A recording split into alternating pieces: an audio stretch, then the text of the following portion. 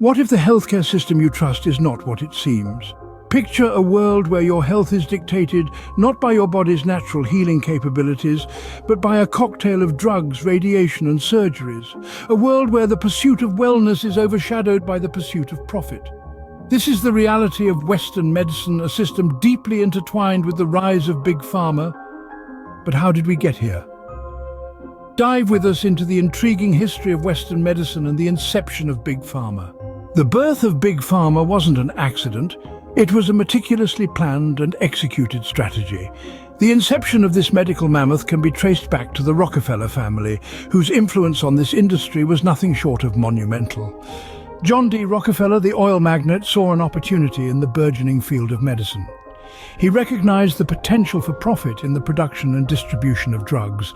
In a bid to secure his foothold in this new venture, Rockefeller made generous donations to colleges and hospitals, effectively buying influence and control. His philanthropy, however, was a carefully crafted facade. Behind the scenes, he was orchestrating a shift in the medical paradigm. The formation of the General Education Board, or GEB, was a key part of this strategy. This philanthropic front group was instrumental in changing the minds of doctors and scientists. The GEB's influence extended throughout the medical education system, effectively reshaping the curriculum to favor allopathic medicine, which focuses on symptom management and the use of pharmaceutical drugs over holistic and homeopathic approaches. Rockefeller's strategy didn't stop there.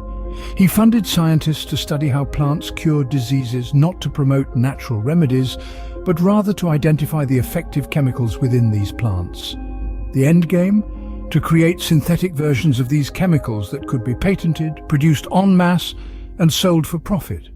This pill for an ill philosophy quickly became the mantra of modern medicine. The focus shifted from healing and prevention to symptom management, with a pill available for every ill. The result was an industry that prioritized profits over patient care. Through a calculated campaign of influence, control, and manipulation, the Rockefellers birthed Big Pharma. Homeopathy and natural medicines were mocked, demonized, and their practitioners often ostracized or even jailed.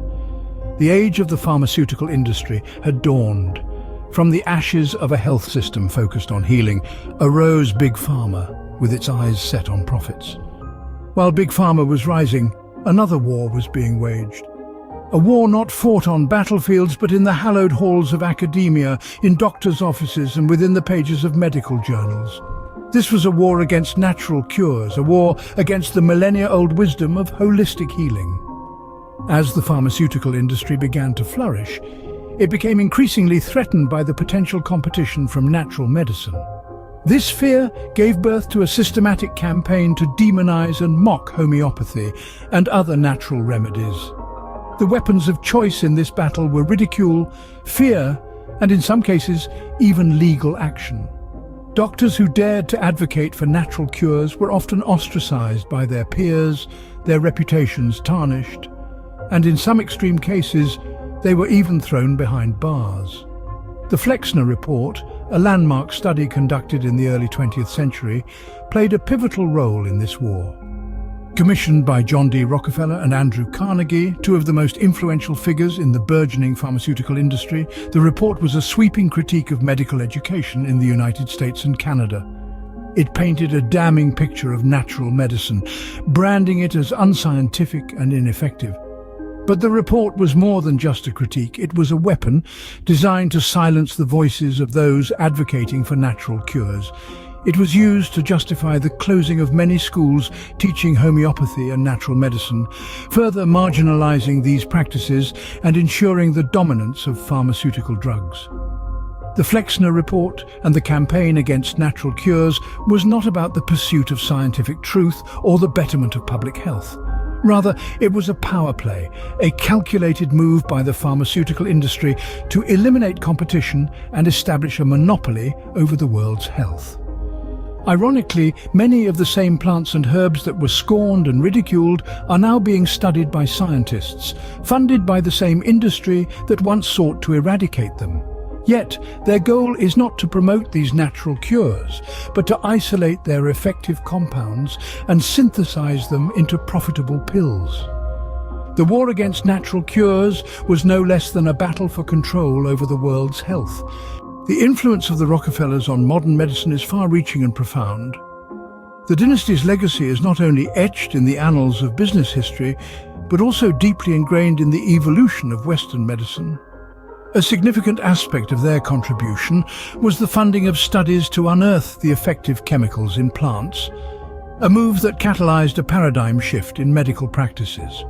Instead of focusing on holistic practices that embrace the entirety of human health, the Rockefellers championed a different approach, one that was centered around the mantra, "A pill for every ill." This approach is what we now know as allopathy or mainstream medicine, an industry that is indeed more focused on treating symptoms rather than the root cause of illnesses. This shift was not a mere coincidence. It was a strategic move, a calculated decision to foster a new medical era where the focus was on drugs and more drugs. The Rockefellers were instrumental in this transition, using their financial might to change the minds of doctors and scientists through the General Education Board, a philanthropic front they established. Fast forward to today, the influence of the Rockefellers continues to reverberate in the corridors of medicine. The focus on drugs as the primary solution to health issues remains the norm, overshadowing the potential benefits of herbs, nutrition, and other holistic practices. The impact of the Rockefellers on medicine is undeniable. Their legacy? A world where many doctors know nothing about the benefits of herbs, nutrition, or any holistic practices. The aftermath of this war on natural cures is a world dominated by Big Pharma. A world where the symphony of healing has been reduced to a monotone melody of medication. We find ourselves in an era where the art of medicine is focused less on understanding the root cause of ailments and more on treating symptoms. The intricate dance between the body and nature's remedies has been replaced by a march towards pharmaceutical dependency, but the tide can turn. It's time for us to reclaim our health sovereignty, to question the status quo. Let's delve deeper into the forgotten knowledge of herbs, nutrition, and holistic practices. Let's explore the symphony of natural cures that resonate with our body's innate healing abilities. In a world where a pill for every ill is the mantra, it's time to ask, is this the health system we want or the one we deserve?